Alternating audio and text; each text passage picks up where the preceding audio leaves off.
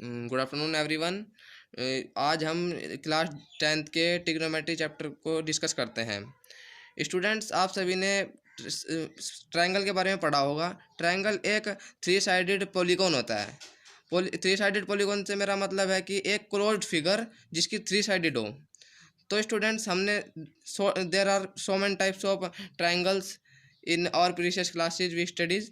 हमने पुरानी क्लासेज में वो बहुत तरह के ट्रायंगल पढ़े हैं। उनमें से मुख्यतः अगर हम साइड्स के बेसिस पे बात करें तो इक्विलेटरल, आइसोस्केलस और स्केलन, तीन टाइप के होते हैं। और इनमें से अगर हम एंगल के बेसिस पर बात करें तो हम कह सकते हैं कि एक्यूट एंगल, राइट एंगल और ऑब्ट्यूस एंगल। फिर हम इन्हें ट्रायंगल में रिलेट करते हैं। तो स्टूडेंट, हम सभी के सामने एक बात बहुत निकल कर आती है कि राइट एंगल ट्रायंगल जो होता है सबसे इम्पोर्टेंट होता है। राइट एंगल ट्रायंगल से मेरा मतलब है कि जिसमें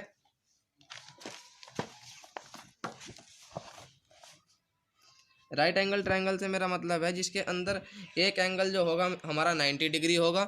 और स्टूडेंट्स, एंगल सम प्रॉपर्टी के द्वारा हमने पढ़ा हुआ है कि अगर तीनों एंगल का जो सम होगा किसी भी ट्रायंगल के अंदर वो हमेशा 180 डिग्री होगा। तो अगर हमारा एक एंगल 90 डिग्री हो गया और बाकी के दो एंगल 30 या 60 भी हो सकते हैं, में 45 भी हो सकते हैं, and so on. But today मैं आपको 8 पॉइंट एक्सरसाइज समझाने से पहले थोड़ा बेसिक बता रहा हूँ ट्रायंगल के बारे में। तो अगर मैं आपको एक एग्जांपल ले लीजिए। कई बार आप देखते होंगे, आपने बड़ी बड़ी ऊंची ऊंची बिल्डिंगें देखी होंगी, जैसे कि एफिल टावर कह सकते हैं हम। हमारे देश के अंदर कुतुब मीनार है, एनसीईआरटी में एग्जांपल दिया गया है। तो हम स्टूडेंट देखते हैं कि एक हमेशा एंगल ऑफ एलिवेशन होता है। एंगल ऑफ एलिवेशन का मतलब मैं कह सकता हूँ कि मैं एलिवेट है, नज़रें ऊपर उठी हुई हैं। तो ये सबसे हाइट एंड, वैसे तो ये हाइट एंड डिस्टेंस का पार्ट हो जाता है अगर मैं कहूँ, पर लेकिन बेसिक्स की बात करें तो ये सबसे ज़रूरी है समझना। यहाँ पे मान लीजिए कोई पर्सन है और वो ऊंची इमारत को देख रहा है। तो ऊंची इमारत को देखते हुए उसका एंगल ये 30 डिग्री हो सकता है। अगर और ऊंची इमारत हुई, let suppose it it it something bigger, तो we can say that is ये 60 डिग्री भी हो सकता है। और कई बार जब हम बिल्कुल सीधा आसमान देखते हैं तो 90 डिग्री भी हो सकता है। तो यहाँ से हमारे सामने एक कंसेप्ट उभर कर आया कि अगर हम एंगल चेंज करने से हम किसी छोटी या बड़ी चीज़ को मेंटेन कर सकते हैं। जैसे आप एक छोटा एग्जांपल ले लीजिए, घरों में सीढ़ी लगाते हैं लोग। अगर छत हमारी क्या नाम थोड़ी छोटी है तो हम सीढ़ी को उतना ही फैला सकते हैं। लेकिन अगर छत थोड़ी और ऊंची हो जाती है तो हमें सीढ़ी ऊंची करनी पड़ेगी, उसके एंगल ऑफ एलिवेशन को बढ़ाना होगा जिस एंगल से हम देख रहे हैं। ठीक है, तो अब हम सीधे सवालों की ओर रुझान करते हैं। मैं आपको थोड़ा सा और बेसिक आइडिया दे दूं। ये 90 डिग्री का एंगल है।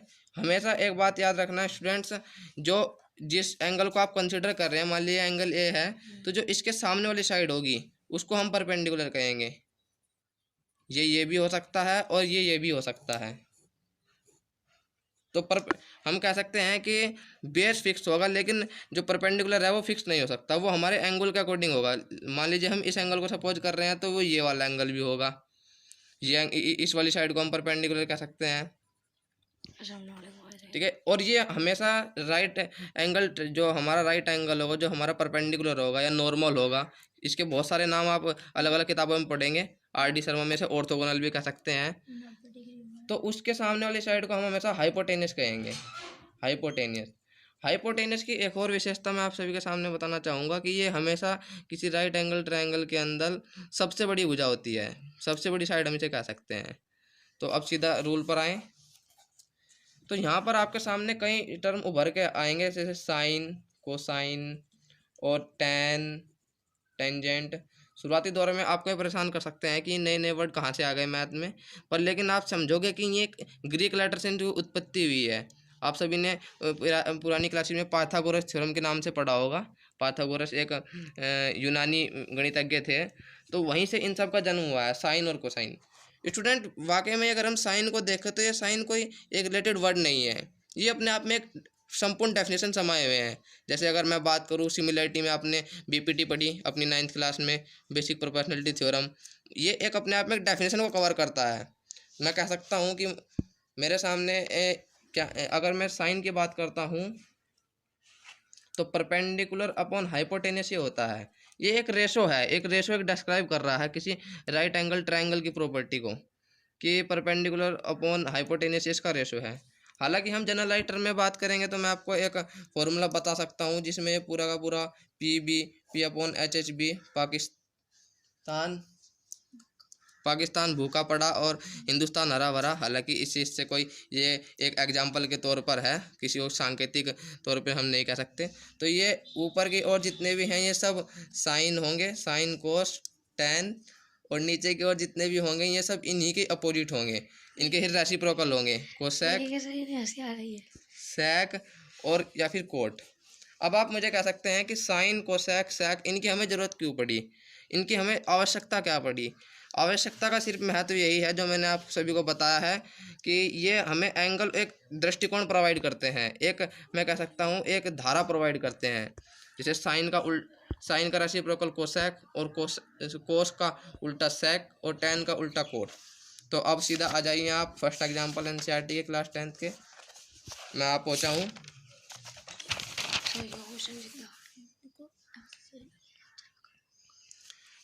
इस वीडियो में मेरा उद्देश्य होगा कि मैं पहले एग्जाम्पल कवर करूं, और दोस्तों मेरा मानना यह है कि भले ही हम कम पढ़े लेकिन जितना पढ़े वो संपूर्ण पढ़े, उसके बारे में हमें बेसिक नॉलेज हो चाहिए, स्क्रैच टू एंड हम पढ़ना चाहिए। क्योंकि हालांकि ट्रिग्नोमेट्री की तो मैं बात करूं आपको क्लास 11th में भी पढ़नी है, 12th में पढ़नी है अगर आप मैथ लोगे, तो इसलिए इस एक्सरसाइज में हम केवल एग्जाम्पल करेंगे। Let's take a look example first NCERT. tan A हमें दिया हुआ है 4/3, find the other trigonometric ratio.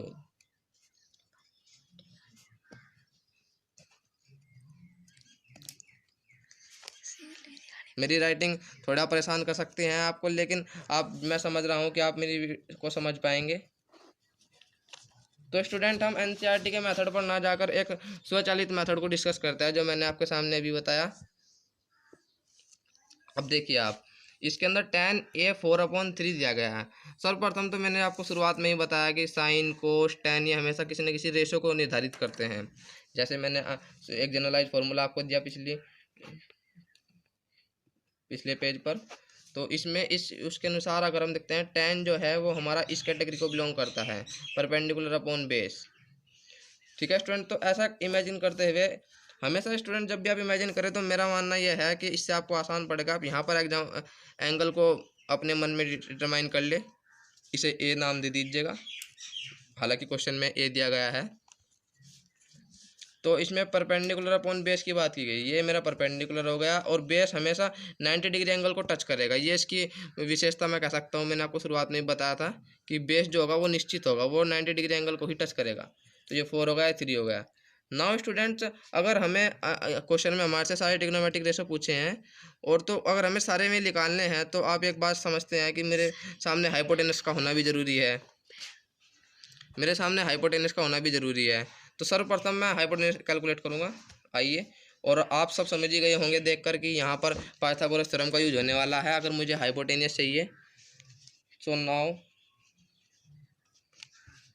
By the use of Pythagoras theorem AC² = BC² + AB², आप पढ़ चुके हैं, मैं जनरलाइज फॉर्म में कह सकता हूँ इसे, हाइपोटेनस का स्क्वायर = परपेंडिकुलर का स्क्वायर + बेस का स्क्वायर। तो स्टूडेंट्स हमारे पास यहाँ पर BC दिया हुआ है हमें, जो कि हमारा परपेंडिकुलर है, 4²,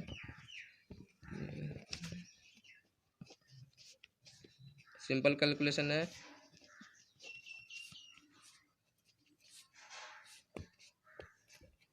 स्टूडेंट यहाँ पर मेरे सामने एक बात निकल कर आ रही है, आप सभी को मैं चाहूँगा कि इसकी ओर गौर देना चाहिए।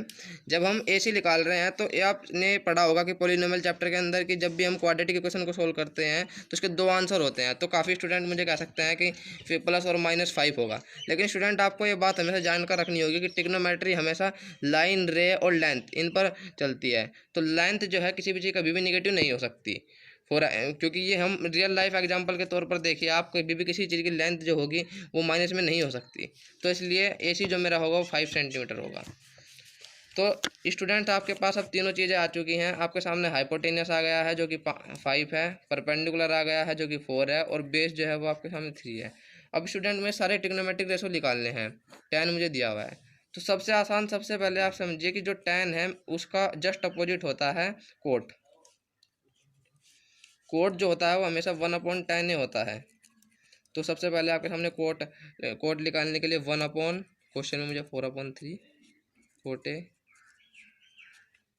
तो कोटे जो होगा वो आपके सामने 3/4 आ चुका है।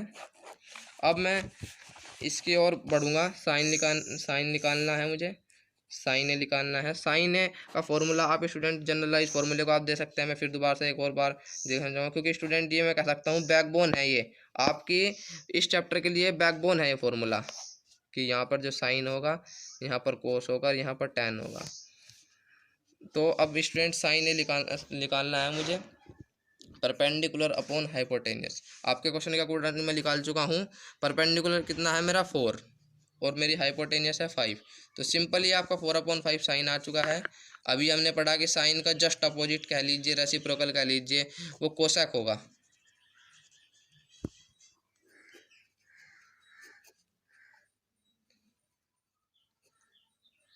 स्टूडेंट 10th क्लास में हो आप, तो आप कैलकुलेशन को काफ़ी अच्छे से समझते हैं, तो इसलिए मैं उस और इतना ध्यान नहीं जल्दी से करवाऊँगा।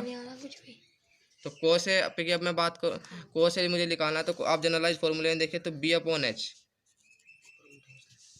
बी मेरा कितना है वो 3 है, और H कितना है 5 है। तो just it take it too easy. कोस मेरे पास आ चुका है। कोस का जस्ट रेसिप्रोकल होता है सेक, 1/cos है। स्टूडेंट ये फॉर्मूले आपको बेहद याद रखने होंगे कि साइन का जस्ट रेसिप्रोकल कोसेक होता है और कोस का जस्ट अपोजिट सेक होता है। ये आपको बहुत काम आने वाली चीज़ है। ये 5/3 नाउ। तो एग्जाम्पल अब हमारे सामने तीन सारे वे आ चुके हैं, इन्हें एक आंसर के तौर पर लिख दीजिए आप। 4/5 और कोसेक